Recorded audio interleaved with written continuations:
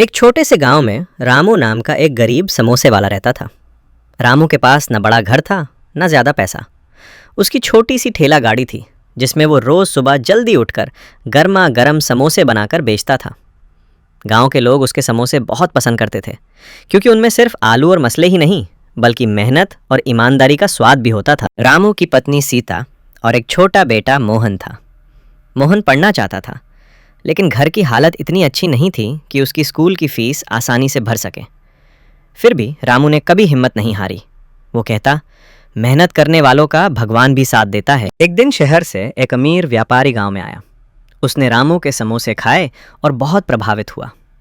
व्यापारी ने सोचा कि अगर ये समोसे शहर में बिकें तो बहुत मुनाफा हो सकता है।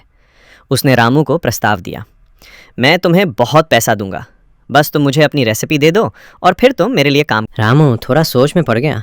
इतना पैसा उसने कभी एक साथ नहीं देखा था। इस पैसों से वो मोहन की पढ़ाई भी करा सकता था और अपना घर भी सुधार सकता था।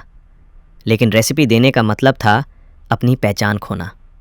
उसने विनम्रता से कहा, साहब ये रेसिपी मेरे पिताजी की निशानी है, मैं इसे बेच नहीं सकता, लेकिन अगर आप चाहें तो मैं शहर आकर अपने हाथों से समोसे बना सकता हूँ। व्यापारी को रामू की ईमानदारी पसंद आई। उसने तुरंत रामू को शहर में एक छोटी सी दुकान खोलने में मदद की। धीरे धीरे रामू के समोसे शहर में मशहूर हो गए। लोग दूर दूर से आने लगे। मोहन की पढ़ाई भी शुरू हो गई और सीता के चेहरे पर खुशी लौट आई। कुछ सालों बाद मोहन एक बड़ा अधिकारी बना। उसने अपने पिता से कहा, पिताजी आपने मुझे सिखाया कि ईमानदारी और मेहनत से बड़ा कोई धन नहीं। रामू की आंखों में आंसू आ गए।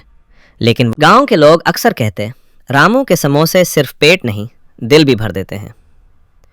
रामू ने कभी अपनी जद्दोजहद को नहीं भूला। वो आज भी हर सुबह अपनी दुकान पर खुद समोसे डालता था ताकि उसे याद रहे कि सफलता का असली स्वाद मेहनत में ही होता है। ईमानदारी और लगन से की गई मेहनत हमेशा रंग लाती है। सच्चाई का रास्ता मुश्किल ज़रूर होता है लेकिन आखिर में वही जीत दिलाता है।